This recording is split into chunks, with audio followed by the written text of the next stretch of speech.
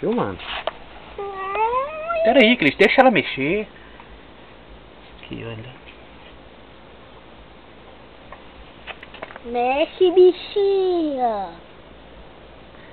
Agora vira ela, Cristian. Pode virar, vai. Vai virando ela. Ó. Vira, igual o rabo. Cuidado, tem Isso aqui espinha aí.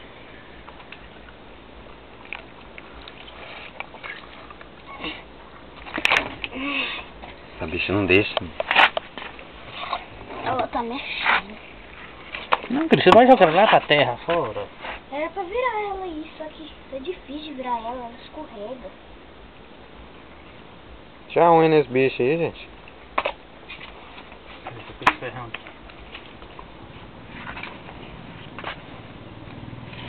E agora ela deixou.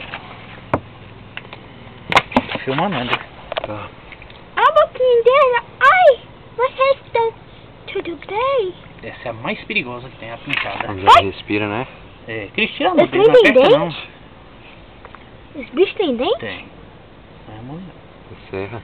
Tá filmando? Ainda olha o que você tá filmando, então você tá filmando o chão. Olha o nariguinho dela, ó. Que é isso, esses buraquinhos aqui? Não tem nenhum balde pra nós pra lá dentro. Tem um balde aí.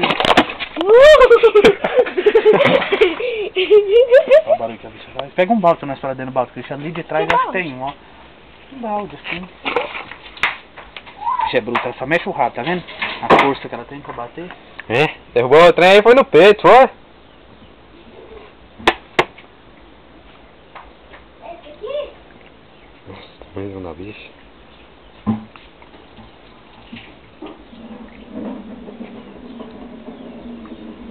Deixa ela mexer de novo, ó. É bem aqui, você mexe aqui, ó. Mas não, mãe. Vai filmando ela aqui, ela mexendo aqui, ó. Roda pro lado de cá, vira pra cá. Cuidado com o rabo dela aí, só.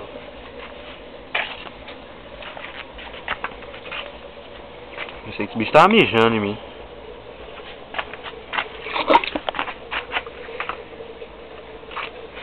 A boca dela daqui assim, você vem de cá lá dentro, ó. Olha daqui, ó, de baixo, ó.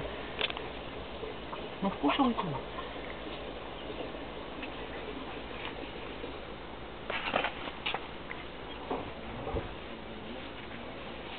Chega mais pra longe, vai puxando a mão pra longe.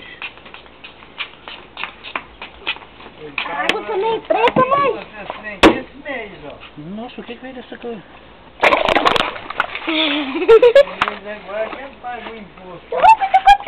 Fica quietinha, né? Dá uma lavada nesse trem, eu paro de gravar.